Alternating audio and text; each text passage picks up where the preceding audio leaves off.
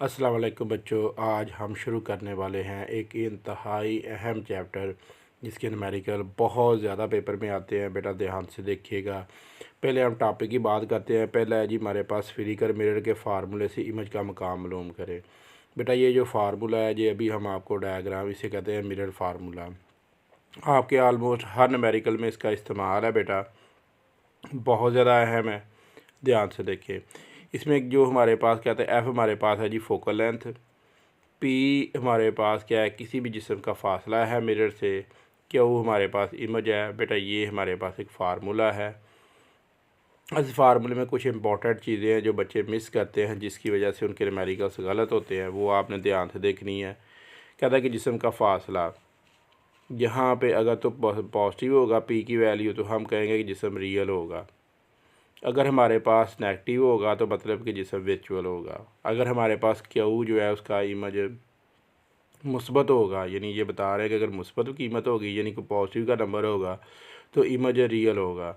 अगर हमारे पास यहाँ पे मनफी होगा तो इमेज वर्चुअल होगा। यानी कि यहाँ पे हम साइन की मदद से बता सकते हैं कि हमारा जो इमेज है उसकी क्वालिटी क्या होगी, वो रियल होगा या इमेजनरी होगा, जिसम वर्चुअल होगा या हकीकी होगा। दूसरी बात आ गई फोकल लेंथ की। फोकल लेंथ की मदद से बेटा हम बता सकते हैं कि हमारा जो मिरर है वो कन्वेक्स है या कनकेव है। अगर तो पॉजिटिव है तो इसका मतलब वो क्या है, हमारे पास कनकेव मिरर है। अगर नेगेटिव है तो इसका मतलब वो क्या है, कन्वेक्स है। ये था जी हमारा एक अपना बहुत इम्पोर्टेंट टॉपिक। इसके मतलब काफ़ी ज़्यादा न्यूमेरिकल्स हैं, तो बेटा आप ध्यान से देखा करें ताकि आपको ये समझ आए बातें। जब आप समझ आएंगी तो इंशाल्लाह आप इंतहाई आसान तरीके से आप इंशाल्लाह इसे कर सकेंगे। चलिए बेटा अब हम चलते हैं जी अपनी जो फर्स्ट एग्जांपल है उसकी जानब। कहता है एक कनकेव मिरर के सामने एक जिस्म से सेंटीमीटर में फासला पड़ा हुआ है। कितना, 6 सेंटीमीटर फासले पर जिस्म से आने वाली रोशनी, यानी ये जिस्म है।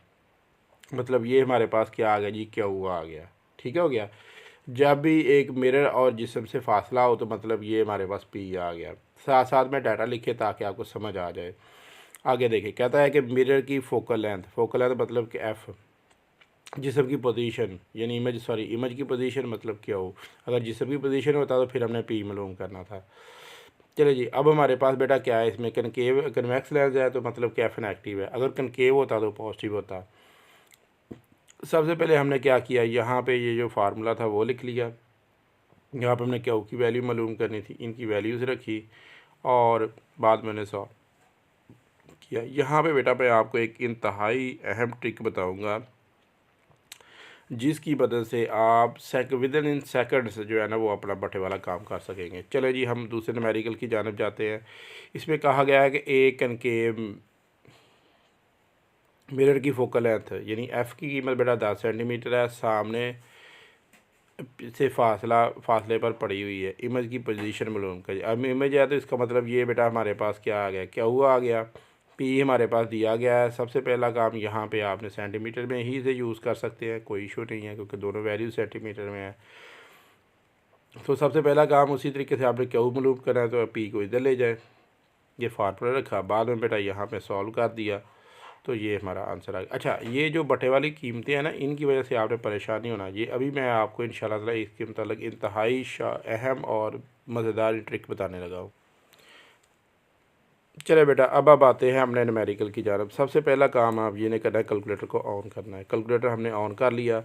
हमारे पास था जी बटे में क्या कहता है जी -46। तो यहाँ पे बेटा सबसे पहले आपने यहाँ पे करना है कि माइनस की रकम लिखनी है, फिर लिख रहा है 1 यहाँ पे इसी नंबर से। तो बटा कैसे लिखेंगे, यहाँ पे दबाएंगे जी बटा। ये जैसे ही आप यहाँ पे बताएंगे तो ये हमारे पास आ जाएगा जी बटा, बटा आ गया। फिर बेटा इसके बाद आपने लिखना है जी हमारे पास 46 26, फिर माइनस लिखना है 1 बटा 66। ये था जी हमारा आंसर। अब जैसे आप इसे बटन दबाएंगे तो ये हमारा आंसर आ गया जी। अब हमने क्या करना है, इस आंसर को मज़ीद सिंपलीफाई करना है ताकि हमारे पास जो आंसर है वो सिंपलीफाई हो जाए।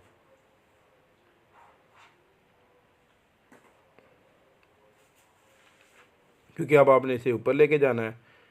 तो यहाँ पे देखते हैं जी, ये हमारे पास आंसर है।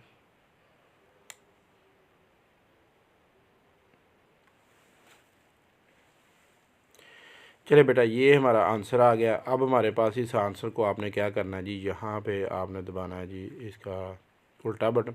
यहाँ पे फिर आपने क्या करना है, डिवाइड करना है। जैसे आप डिवाइड करेंगे तो ये हमारे पास -27 आ गया। ये आंसर आ गया। ये था जी इसका पहला हिस्सा। अभी हम जाते हैं इसके दूसरे हिस्से की जानब। इसमें हम क्या करेंगे, सबसे पहले दूसरा हमारा क्वेश्चन था जी, जिसमें हमारे पास आ जी 1/10। तो यहाँ पे आपने लिखना है 1, फिर यहाँ पे लिखेंगे /10, फिर यहाँ पे लिखेंगे जी -1/6।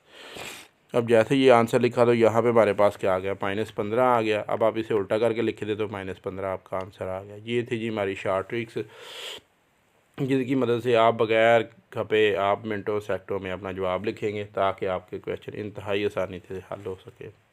बेस्ट ऑफ लक बेटा। अभी हम मिलते हैं जी अपने आर्टिकल पे।